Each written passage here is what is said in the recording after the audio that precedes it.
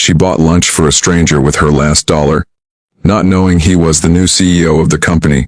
She was interviewing with the morning sun streamed through the tall windows of the downtown cafe's 26-year-old Sophia Cheng checked her phone for the third time in 5 minutes. Her interview was scheduled for 2 o'clock, which gave her just enough time to grab a quick lunch and review her notes one more time. She smoothed her crisp white blouse and adjusted the strap of her brown leather bag, trying to project confidence she didn't entirely feel.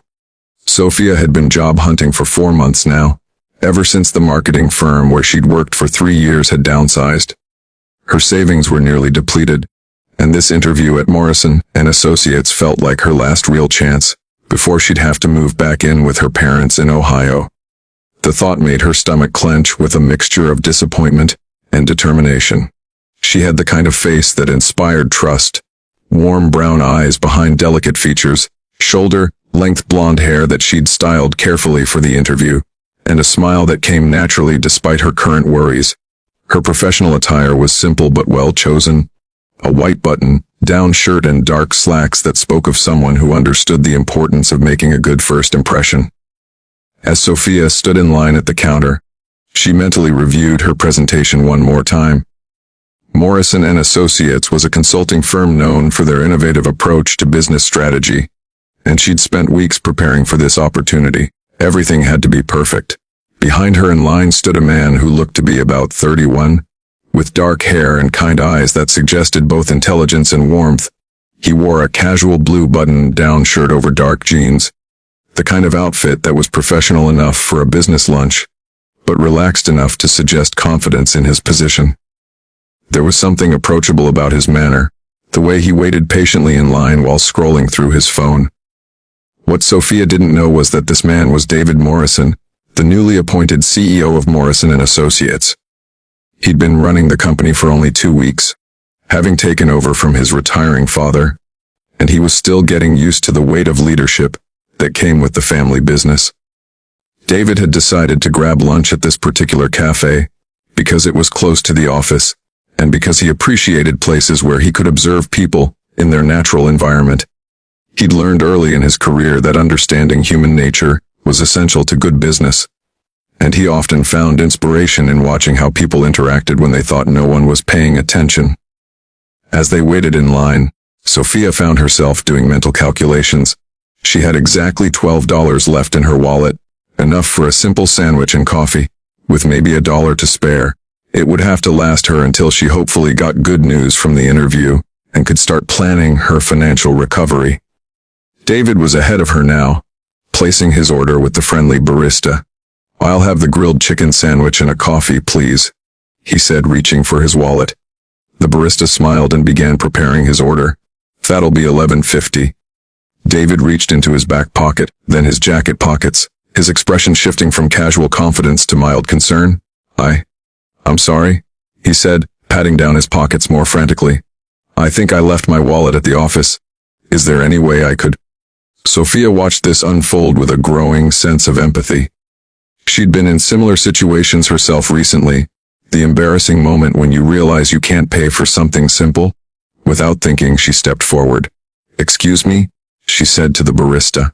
"I'll take care of his order, and I'll have just a coffee for myself." David turned to look at her, surprise and gratitude evident in his expression. "That's incredibly kind of you, but I couldn't." "It's no problem at all," Sophia said, already pulling out her wallet. "We've all been there." She handed the barista $13, $11.50 for David's meal and $1.50 for her coffee.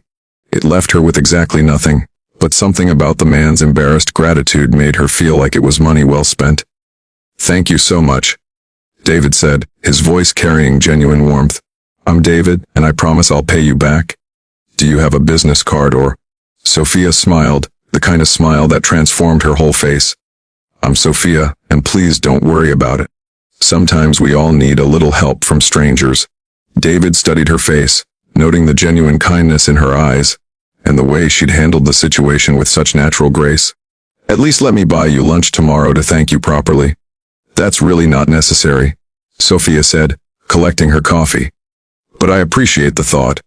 As they moved away from the counter, David found himself reluctant to end the conversation. There was something about Sophia's selfless gesture that had touched him more than he'd expected.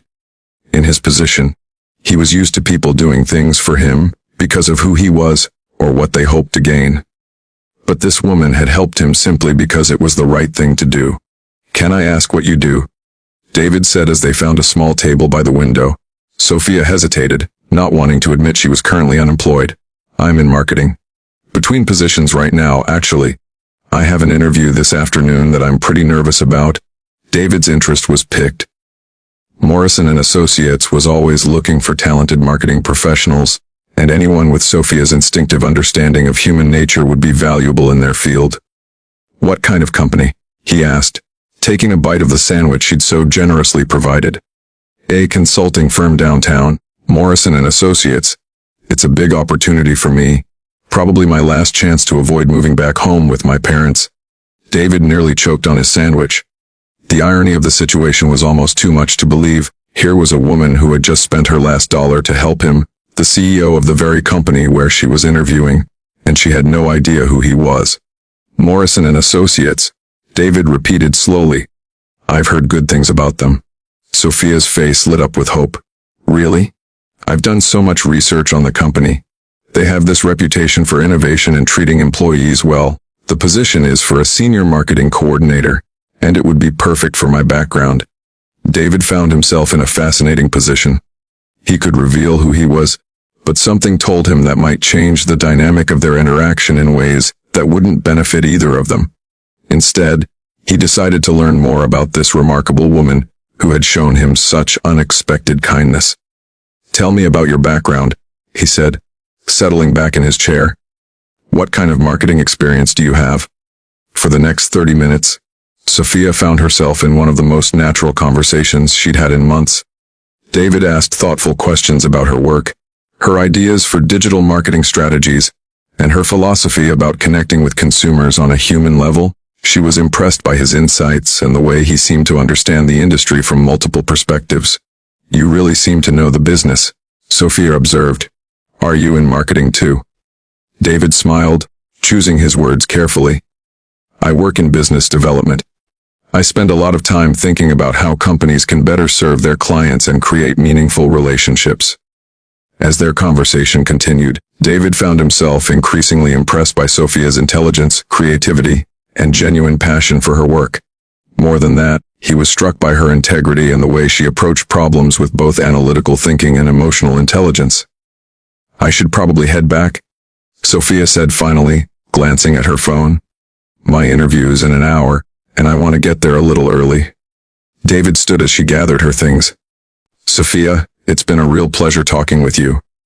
I hope your interview goes well." "Thank you, David, and thank you for such an interesting conversation. It's helped calm my nerves quite a bit."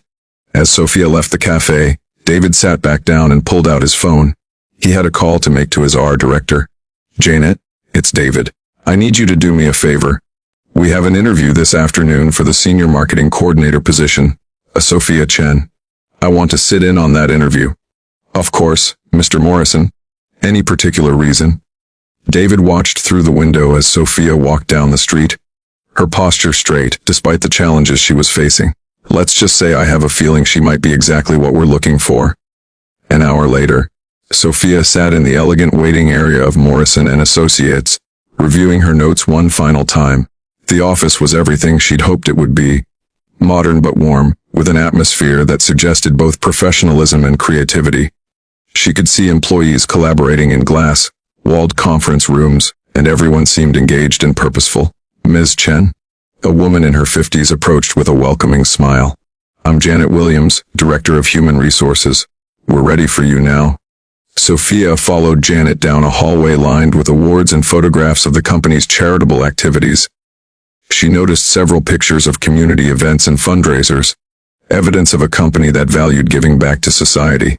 "Before we begin," Janet said as they approached the conference room, "I should mention that our CEO will be joining us for part of the interview. David Morrison just took over the company, and he likes to meet key candidates personally." Sophia's heart rate increased slightly. Meeting the CEO during her first interview was either a very good sign or a very intimidating prospect. She straightened her shoulders and prepared to make the best impression possible. Janet opened the conference room door, and Sophia stepped inside to find two people waiting for her. One was a woman she assumed was her potential supervisor, and the other, "Hello, Sophia," David said with a warm smile. "It's good to see you again." Sophia's eyes widened in recognition and confusion. "David, I don't understand. You work here?" "I do indeed," David said, standing to shake her hand. "David Morrison." For a moment, Sophia felt as though the floor had shifted beneath her feet. The man she'd bought lunch for with her last dollar was the CEO of the company where she was interviewing. The coincidence seemed too extraordinary to be real. Oh my goodness, she managed, her professional composure wavering for just a moment. "I had no idea. Please, sit down," David said gently. "And don't worry, what happened at the cafe has no bearing on this interview. You're here because of your qualifications, not because of your kindness, though I have to say, that kindness tells me a lot about your character." The interview that followed was unlike any Sophia had ever experienced. Instead of the usual formal questions and rehearsed answers, it felt more like a strategic conversation between colleagues. David and the marketing director, Lisa Rodriguez, asked about her ideas for reaching new markets, her thoughts on authentic brand messaging, and her experience with crisis communication. "Tell us about a time when you had to make a difficult decision with limited resources," Lisa asked. Sophia smiled, thinking immediately of her lunch decision earlier that day. "Well, this might sound trivial, but it actually happened just a few hours ago. I was down to my last few dollars, and I saw someone who needed help. I had to choose between having lunch myself or helping a stranger. I chose to help, because sometimes the right thing to do isn't the practical thing to do." David exchanged a meaningful look with Lisa. "And how did that feel? Making that choice?" "It felt right," Sophia said simply. "I believe that how we treat people when we have nothing to gain or even something to lose says more about our character than anything else." After 45 minutes, David stood. "Sophia, thank you for coming in today. We'll be in touch soon with our decision." As Janet walked Sophia back to the elevator, David and Lisa remained in the conference room. "Well?" David asked. Lisa grinned. "Are you kidding? She's perfect. Smart, creative, experienced, and apparently has the moral compass of a saint." "When can she start?" David laughed. "Let me call her tonight. I think she's been through enough uncertainty for one day." That evening, Sophia sat in her small apartment, replaying the day's events in her mind. The interview had gone better than she'd dared hope, but the revelation about David's identity had left her feeling unsettled. Had her gesture influenced his evaluation of her candidacy? Would people think she'd been manipulative, buying lunch for the CEO to improve her chances?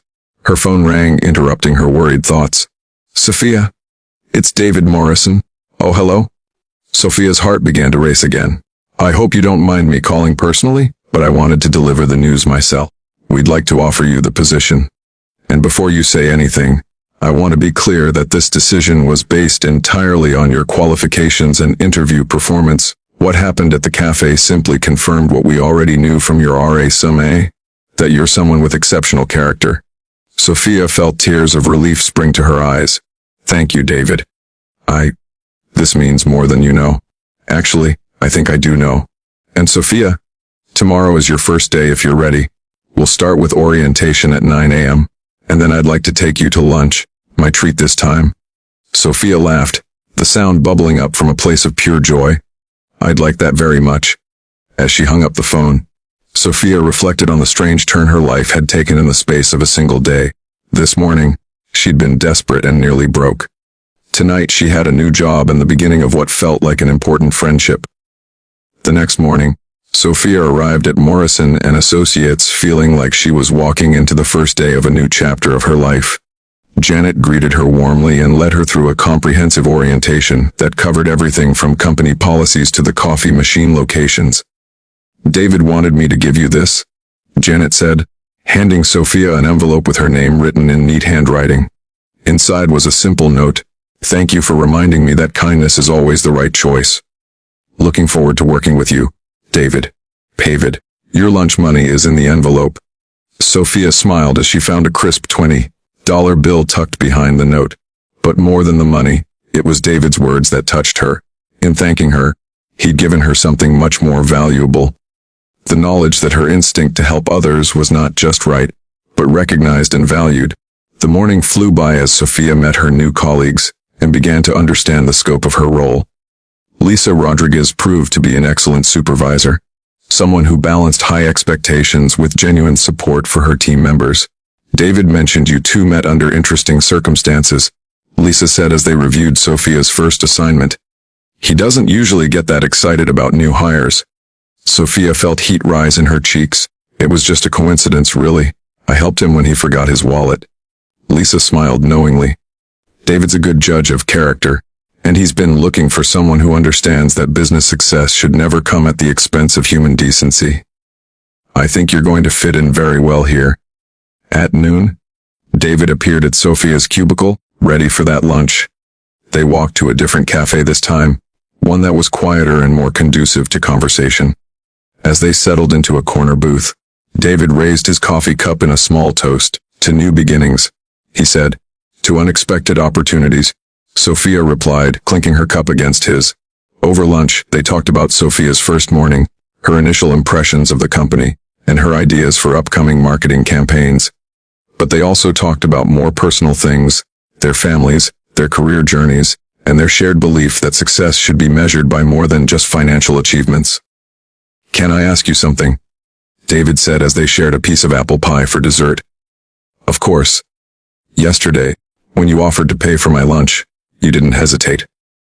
Even though it was clearly a sacrifice for you. Where does that come from? Sophia considered the question thoughtfully. My grandmother, I think.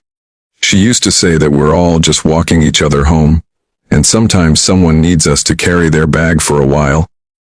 She taught me that kindness isn't something you do when it's convenient. It's something you do especially when it's not. David nodded slowly. Your grandmother sounds like she was a wise woman. She was. She also used to say that when you help someone without expecting anything in return, the universe has a way of returning that kindness when you need it most. Sophia smiled. I never believed in that kind of cosmic justice until yesterday. Maybe it's not cosmic justice, David suggested. Maybe it's just that kindness creates connections, and connections create opportunities. As the weeks passed, Sophia settled into her new role with enthusiasm and competence that impressed everyone around her. Her marketing campaigns were creative and effective. Her presentations were polished and persuasive, and her colleagues genuinely enjoyed working with her. But it was her relationship with David that proved most surprising to both of them. What had begun as an act of simple kindness had evolved into a friendship based on mutual respect and shared values.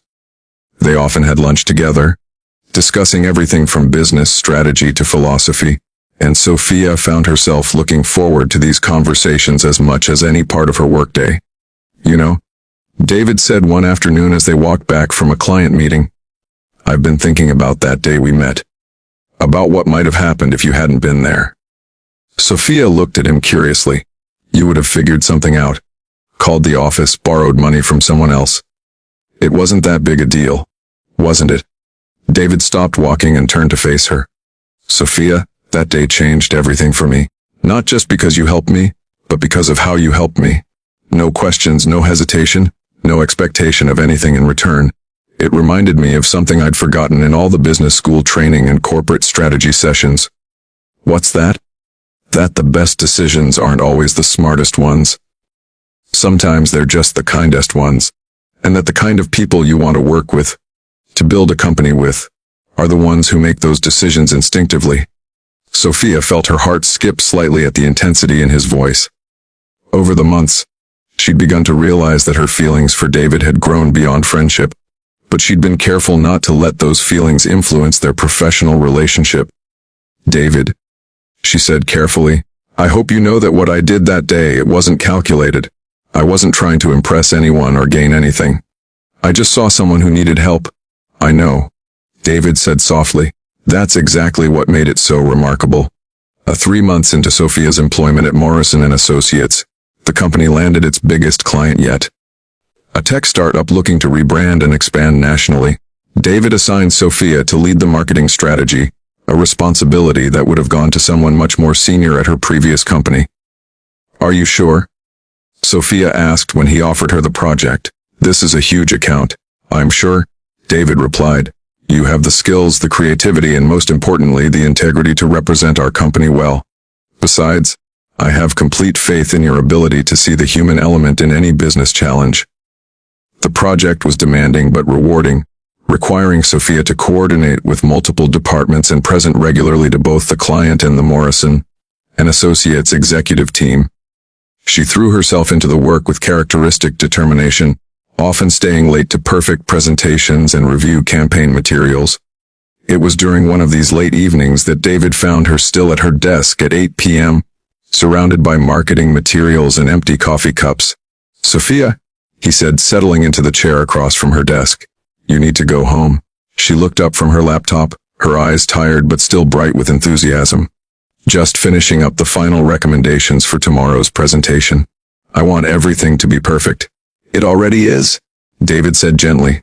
"You've been working on this for weeks, and every piece of it shows your attention to detail and understanding of the client's needs. But you can't pour from an empty cup." Sophia smiled at the familiar phrase, something her grandmother used to say. "I know you're right. This opportunity means so much to me. I don't want to let anyone down." "You couldn't if you tried," David said, his voice carrying a warmth that made Sophia's heart race. "Sophia, you've exceeded every expectation we had when we hired you. But more than that, you've reminded all of us why we got into this business in the first place. To make money," Sophia teased, though she could see David was serious. "To make a difference," David corrected. "To help businesses connect with people in meaningful ways. To build something that matters beyond quarterly profits." As Sophia gathered her things to leave, David walked with her to the elevator. "Can I ask you something personal?" "Of course. Are you happy here? I mean really happy? Not just professionally satisfied?" Sophia considered the question as they waited for the elevator to arrive. "I am," she said finally. "Happier than I've been in years, actually. I feel like I'm using all of my skills, like my ideas matter, like I'm part of something important." "Good," David said, his relief evident. "Because I've been thinking about offering you a promotion to marketing director. Lisa is moving to our West Coast office, and I can't think of anyone better suited to take over the department." Sophia's eyes widened. "David, that's incredible. But are you sure it's not too soon? I've only been here 3 months." "Sophia," David said as the elevator doors opened, "I've learned that when you find someone with the right combination of skills and character, you don't wait. You invest in them." The promotion was announced the following week, along with Sophia's successful completion of the tech start-up project. Her colleagues were genuinely happy for her advancement, recognizing that her promotion was based on merit rather than favoritism. But for Sophia, the professional success was overshadowed by her growing awareness of her feelings for David. Working closely with him had only deepened her appreciation for his intelligence, his integrity, and his genuine care for both his employees and his clients. She was careful to maintain professional boundaries, but she found herself paying attention to small details. The way he listened intently when others spoke, his habit of bringing coffee to team members who were having difficult days, the way he remembered personal details about everyone's lives. David, for his part, was struggling with similar feelings. Sophia's kindness that first day had revealed something essential about her character, but working with her had shown him the full depth of her intelligence, creativity, and compassion. He found himself looking for excuses to extend their business meetings, to seek her input on decisions that went beyond her department's scope. The situation came to a head during the company's annual holiday party, held at an elegant downtown hotel. Sophia wore a simple but stunning navy dress that brought out the warmth in her eyes, and David found it increasingly difficult to focus on conversations with clients and board members. "You look beautiful tonight," he said when he finally found a moment to speak with her privately on the hotel's terrace. "Thank you," Sophia replied, her cheeks flushing slightly. "It's a lovely party. You should be proud of what you've built here." "What we've built," David corrected. "Sophia, this company is better because you're part of it. Not just because of your work, though that's been exceptional, because of who you are." They stood in comfortable silence for a moment, looking out over the city lights. Finally, David turned to face her directly. "I need to tell you something," he said, his voice carrying a nervous energy Sophia had never heard before. "And I hope it won't make things awkward between us professionally." Sophia's heart began to race. "What is it?" I've fallen in love with you, David said simply. It started that day in the cafe, with your incredible kindness to a stranger. But it's grown into something much deeper as I've gotten to know the remarkable woman you are. Sophia felt tears spring to her eyes, but they were tears of joy rather than sadness. David, I love you too. I've been trying to keep things professional, but you make it impossible not to care about you. Your integrity, your kindness to your employees, the way you see the best in everyone. I've never met anyone like you. David stepped closer, taking her hands in his. So what do we do now? Sophia smiled, the same radiant smile that had first caught David's attention months ago. I think we figure it out together. Carefully, professionally, but together.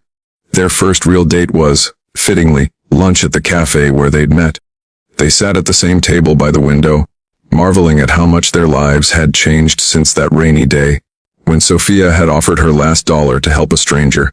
Do you ever think about alternate timelines? Sophia asked as they shared a sandwich. David's treat this time. What would have happened if I'd been too focused on my own problems to notice you needed help? David considered the question seriously. I think we would have found each other eventually. People with compatible values have a way of gravitating toward each other. Maybe. Sophia agreed. But I'm glad it happened the way it did. It feels like the universe was testing both of us. Testing whether I would choose kindness when I could least afford it, and testing whether you would recognize character when you saw it. And we passed? David said with a smile. We passed. Their relationship developed slowly and thoughtfully, with both of them committed to maintaining professionalism at work while exploring their personal connection outside the office. Sophia's colleagues were supportive but not surprised. They'd all noticed the mutual respect and affection between their CEO and marketing director. A year after that first lunch, David proposed to Sophia at the same cafe, in the same booth where they'd shared their first real conversation. He'd arranged with the owner to have the place to themselves for an hour, and he'd decorated their table with the same kind of simple flowers Sophia preferred over elaborate arrangements. Sophia Chen, he said, dropping to one knee beside their table, you changed my life the day you chose kindness over practicality. Will you marry me and let me spend the rest of my life trying to deserve that kindness? Through happy tears, Sophia said yes, knowing that their love story would always be rooted in the simple truth that character matters more than circumstances, and that the smallest acts of kindness can create the biggest changes in our lives. Their wedding, held in a small ceremony surrounded by family and colleagues, was a celebration of not just their love, but of the values they shared. In his vows, David spoke about how Sophia had taught him to lead with his heart as well as his mind. In hers, Sophia talked about how David had shown her that success means nothing without someone to share it with. Years later, as they sat in their home office reviewing applications for the Morrison and Associates Scholarship Fund they'd established, a program that helped young people from challenging backgrounds pursue careers in business, Sophia would often think about that day when she'd spent her last dollar on a stranger's lunch. Any regrets? David would ask, noticing her thoughtful expression. About what? About buying lunch for a stranger instead of feeding yourself that day. Sophia would smile, the same radiant smile that had first captured David's heart. Never. That $12 was the best investment I ever made. Even though you didn't know who I was. Especially because I didn't know who you were. It means our relationship is built on who we really are, not what we thought we could gain from each other. David would nod, understanding once again why he'd fallen in love with this remarkable woman who measured success, not by what she'd accumulated, but by how she'd touched the lives around her. Their love story had begun with a simple act of kindness between strangers and had grown into a partnership that demonstrated the best of what two people could build together. A successful business, a loving marriage, and a legacy of generosity that would outlast them both. And sometimes, late at night when they were reviewing scholarship applications from young people who reminded them of their younger selves, Sophia would think about her grandmother's words about the universe returning kindness when you need it most. She'd finally learned the secret. Kindness doesn't come back to you because the universe is keeping score. It comes back because when you choose compassion over self-interest, you become the kind of person that good things gravitate toward. And sometimes, if you're very lucky, Those good things include love that lasts a lifetime,